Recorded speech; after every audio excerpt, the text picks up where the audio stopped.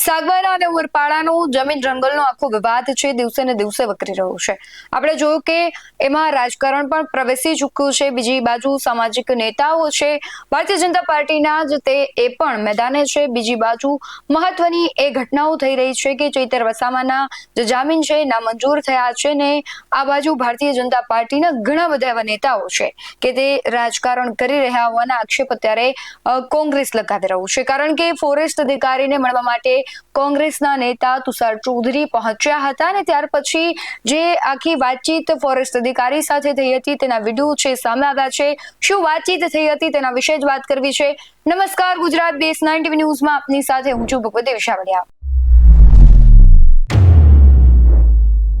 નર્મદા જિલ્લાના સાગબારામાં જે જમીનનો જે આખો વિવાદ ચાલી રહ્યો છે, આદિવાસીઓને ખેડૂતો છે તે સુરત વન વિભાગની કચેરી છે ત્યાં પહોંચ્યા હતા। કોંગ્રેસ નેતા તુષાર ચૌધરી, ભરૂચના કોંગ્રેસ આગેવાન સંદીપ માંગરોલા, દર્શન નાયક અને તેના સહિતના જે આગેવાનો છે તે ઉપસ્થિત રહ્યા હતા। વન વિભાગ દ્વારા જમીનમાં રોપાની વાવણી સામે તેમણે રોષ પણ વ્યક્ત કર્યો હતો। ખાસ કરીને જે મુખ્ય જમીન ખેડાણની છે તેની માંગ કરવામાં આવી હતી। ફોરેસ્ટ અધિકારી ધીરજ કુમારને રજૂઆત કરાઈ હતી। કોંગ્રેસ નેતા તુષાર ચૌધરીનું નિવેદન પણ સામે આવ્યું છે। સમગ્ર ઘટનાને લઈને જે આખી પ્રક્રિયા બની છે, નિવેદનો સામે આવ્યા છે તેના પર નજર કરીએ।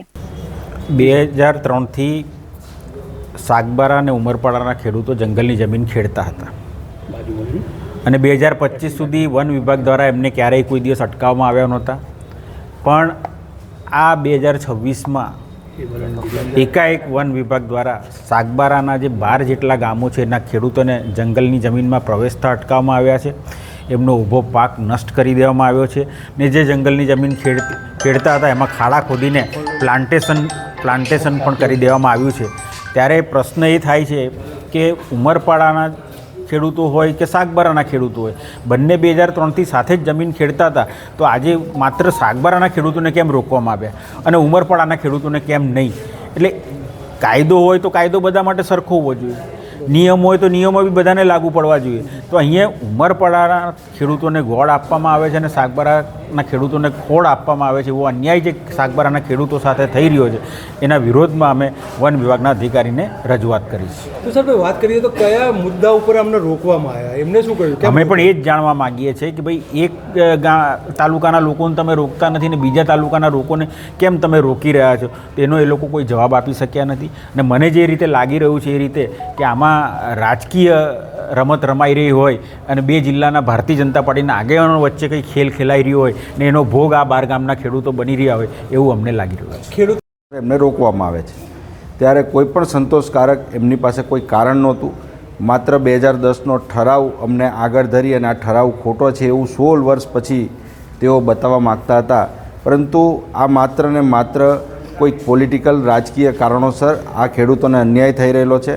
2006ના FRA કાયદા મુજબ જ્યારે દાવાઓ પેન્ડિંગ હોય અને ત્યારે આ ખેડૂતોને કોઈ પણ અટકાવી શકતું નથી।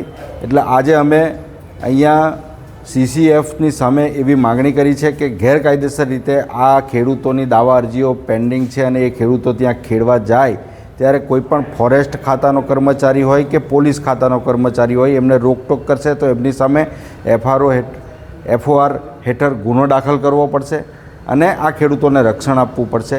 ખેડૂતો 2002થી ખેતી કરતા આવ્યા છે, ગઈકાલે પણ કરતા હતા, આજે પણ કરશે અને આવતીકાલે પણ કરવાના છે જ્યાં સુધી એમના દાવા અરજીઓ નામંજૂર નહીં થાય। દાવા અરજીઓ આજે પણ પેન્ડિંગ છે અને એમનો અધિકાર બને છે, એટલા જ માટે એ ખેડૂતો ખેતી આવતીકાલથી પણ ખેડવાના છે। કોઈ પણ ફોરેસ્ટ ડિપાર્ટમેન્ટ એને રોકી શકતું નથી। આ વાત જાહેરની અંદર ખેડૂતો સમક્ષ અમે એમને કરી છે।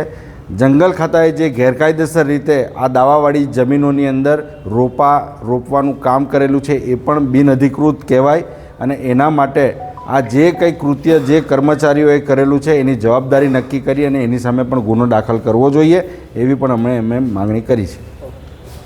હવે આખો જે મામલો છે સાગબારાના 12થી વધુ ગામોના જે ખેડૂતો છે ત્યારે તેના જમીન ખેડાણ પર પ્રતિબંધ છે। ખેડૂતોનો જે ઊભો પાક છે એ પણ નાશ કરી દેવામાં આવ્યો છે અને વન વિભાગ દ્વારા પ્લાન્ટેશન પણ કરી દેવાયું છે।